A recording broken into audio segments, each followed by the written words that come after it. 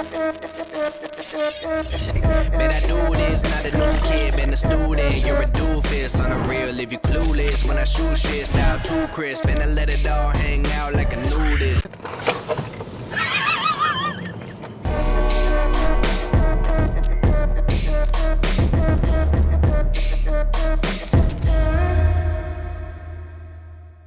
The arrival of the Smart #1 in our Malaysian market last year is a very welcome and much anticipated one.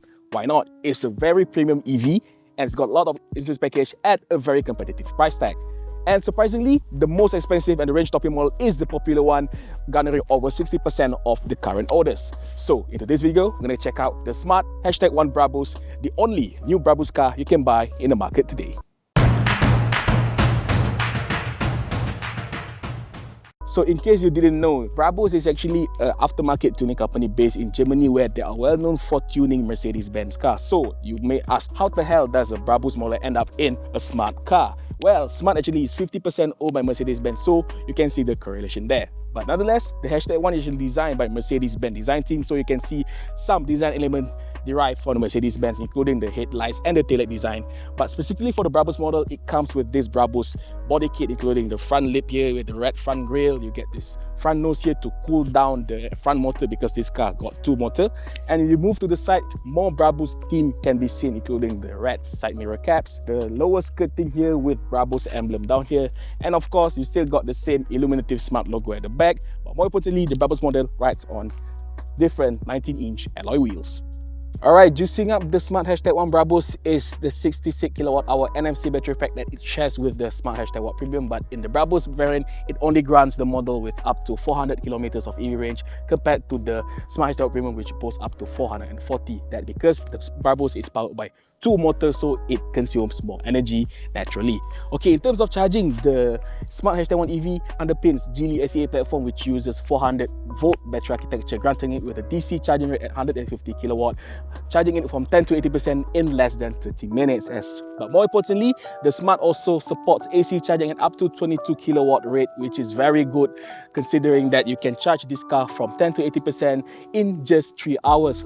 And compared to other EVs in the market, this is one of the best AC onboard charging figure you can get in the market. So I have to say, that's a pretty smart. Okay, once you get inside the Smart #1 Brabus, you can see the Brabus element is very apparent here, noticeably by a seal of red accent, including this Brabus badge on the headrest here, wrapped in this Alcantara sweat and leather combination coloured in black. Also, the seatbelt is also coloured in red, as well as the rest of the stitching on the door cards, front dash, and even on the steering wheel.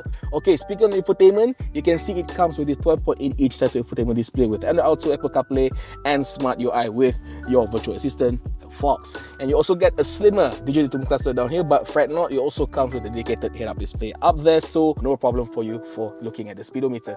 Other tech amenities including two USB-C ports down here, wireless charging pad, lots of storage and cubbies holder. You also get 64 color amenity system, but more importantly, the car is powered by 13 speaker Beats audio system. You heard that right, it's Beats by Dr. Dre. So it is a rather premium equipment on an equally premium car. Well, in case you wonder whether you can fit 5 adults in the Smart #1, the answer is, I would say yes, pretty much. Okay, the front seat has been adjusted to my driving position, and I've still got plenty of legroom and very ample headroom up here. So I think you can sit 3 adults at the back comfortably, though I would say 2 adults can really sit very comfortable during long travels.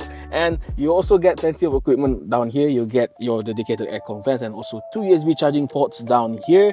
And you can see in terms of the design of the car itself, it really makes the Smart cabin space feels very special because of this very tall roof structure. And you also get the full panoramic glass roof, so that it really gives you an impression of this being a rather spacious cabin. And in case you're wondering how's the boot space happen, let's check it out at the back. So once you slide out the rear seats to the front, the boot space can expand from 323 litre up to 411 litre, and if you folded down the seats, it can even further up to 900 litres. So it is a pretty convenient car, don't you think?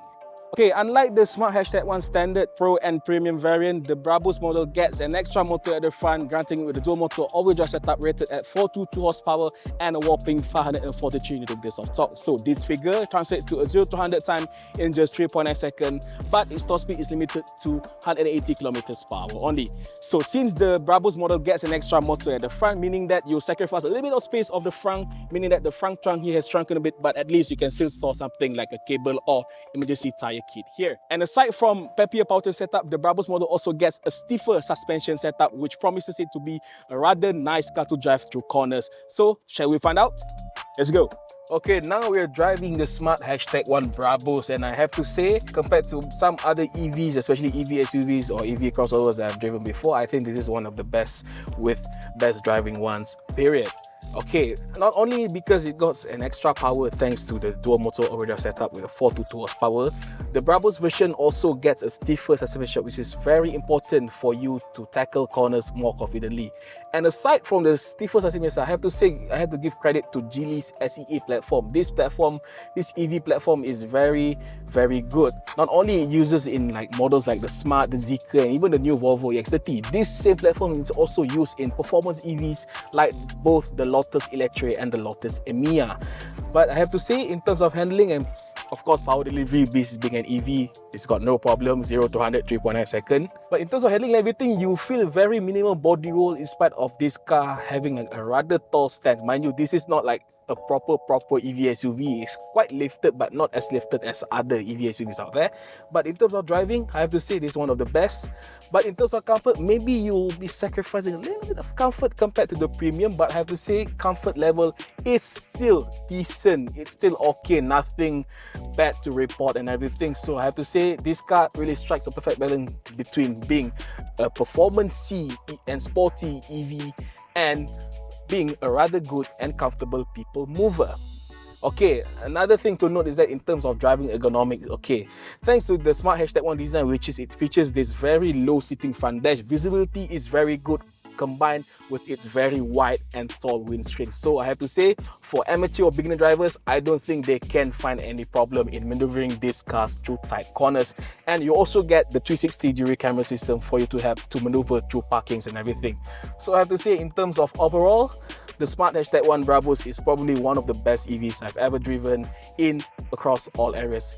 It's got the perfect balance of performance, although comfort could be a little bit better, but it's still passable, it's still good. And in terms of ergonomics, I have to say, for front passengers, especially drivers, I think the Smart one is a very easy car for you to drive thanks to its very tall and very wide front windscreen here, and also the front dash sits very low, so it gives you a very nice field of view at the front, so meaning that you can really drive this car through corners or through parking lots very easily and confidently. But unfortunately, due to its overall design, you can see the blind spot is actually quite jarring at the back because the C-pillar just enclosed by itself, so you really get somewhat minimal blind spots at the back. But fortunately, this car comes with a blind spot monitor system and the side mirror is quite big, so that somehow can mitigate the overall ergonomics at the back a little bit. But regardless of that, for drivers, especially beginner ones, I think they're gonna have fun driving the Smart #1 as long as they play conservatively with the pedal, because this car is very,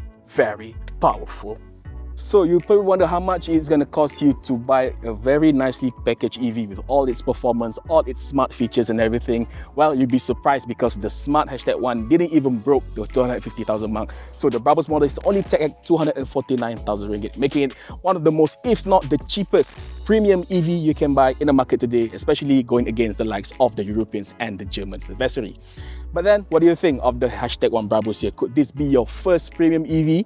As always, don't forget to leave your thoughts, comments below. For more content like this, check out caricarz.com/news. Please don't forget to like, share, and subscribe. We'll see you in the next video. Take care.